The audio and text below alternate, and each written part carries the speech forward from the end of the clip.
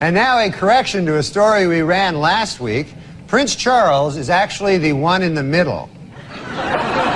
So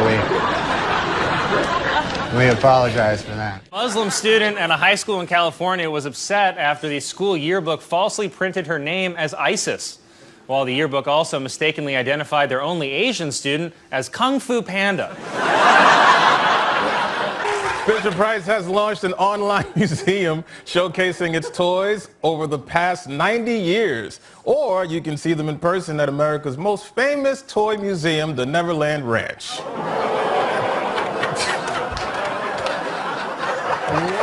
Last night, the epic disaster film Twister opened to big box office and some controversy. The Reverend Jesse Jackson has called for a boycott of the movie, claiming that not enough black people in the film are killed by tornadoes.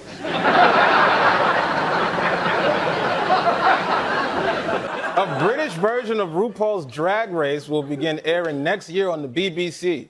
And because it's England, their penises will be tucked to the right side.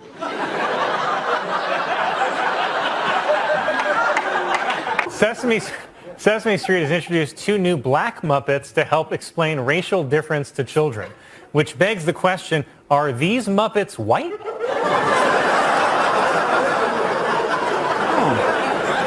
Kelsey Grammer announced that he will star in a revival of Frasier. For those of you too young to remember, Frasier was the show that made Friends look black.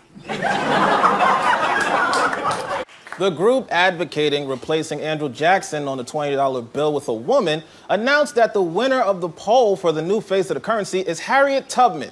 It's a move that could have racists all over saying, "Can I get that in tens?" 130 years after the Civil War, the state of Mississippi has finally voted to abolish slavery.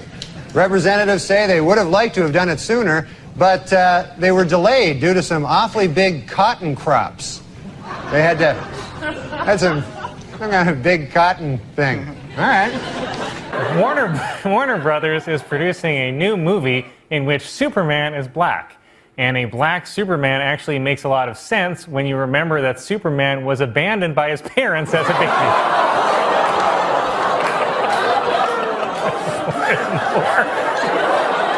Virginia has become the first state in the South to abolish the death penalty. So if you'll excuse me, I've got some white women to whistle at. Last week on Larry King Live, Marlon Brando made the shocking statement that Hollywood is, quote, run by Jews. In response, outraged Jewish organizations made it snow in New York in April.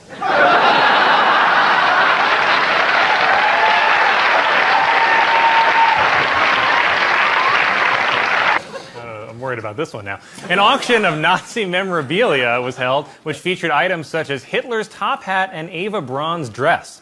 And it's tough to auction off Nazi memorabilia because everyone always looks like they're bidding. Thank you. Some applause. Wow. I liked it. Police in Ohio say that a report of a homeless man sleeping on a bench turned out to be a statue, which was a huge relief because they shot it 15 times.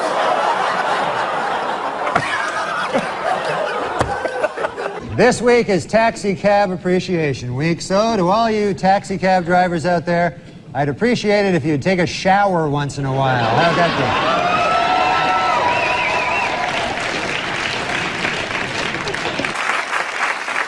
be? A Michigan man is planning to run over 3,000 miles in 100 days as an homage to Forrest Gump. And a straight-up F.U. to Lieutenant Dan. Almost 100 art industry figures have criticized 4 different museum plans to postpone exhibits featuring an artist's paintings of the KKK. But if you want to see portraits of Klansmen, you can always search Jost on Ancestry.com.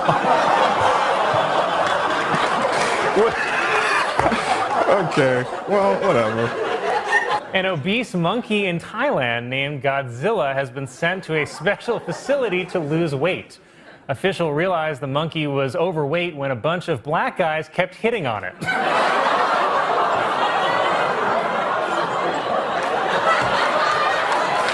As pretty racist, Colin. Police are being investigated after video surfaced of them using excessive force on a homeless black man accused of urinating in public. But I say great work keeping our streets clean, boys. Yes, sir. Anything the police do is all right with old Mikey Che. This week marks the 65th anniversary of Rosa Parks refusing to give up her seat on an Alabama bus. And I just wish that all black people could follow her example of sitting down and shutting up.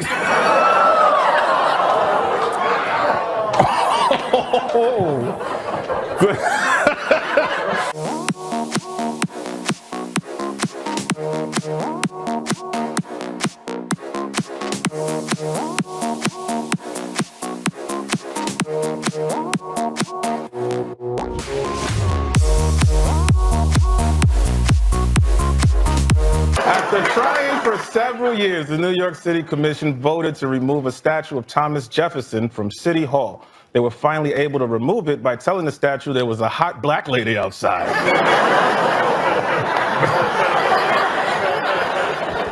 Well, officials at the Barcelona Zoo revealed that 4 lions at the facility tested positive for coronavirus.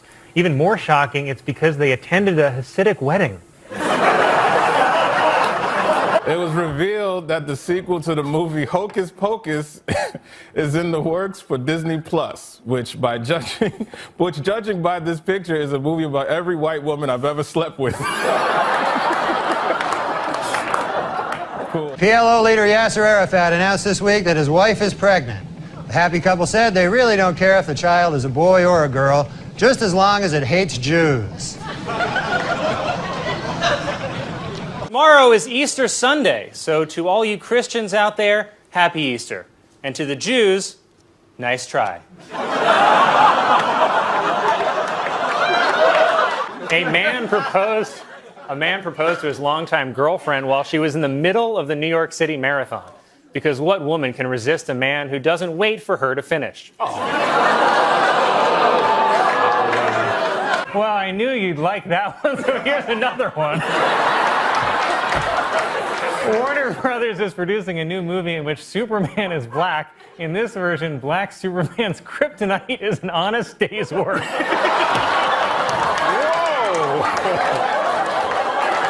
Whoa!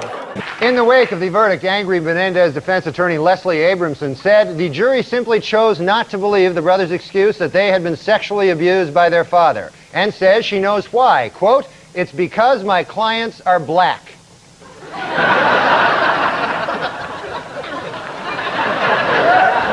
Queen Elizabeth II has posted her first ever picture on Instagram. Finally, a chance for commoners to directly tell the Queen, show feet. 4 Wisconsin men have been charged with felony hate crimes after burning a man's buggy simply because he was Amish. If convicted, the men face up to 25 years in prison. But furious Amish leaders say that is not enough.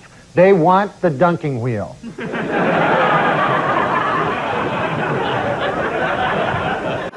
Purdue University researchers have created the whitest paint on record.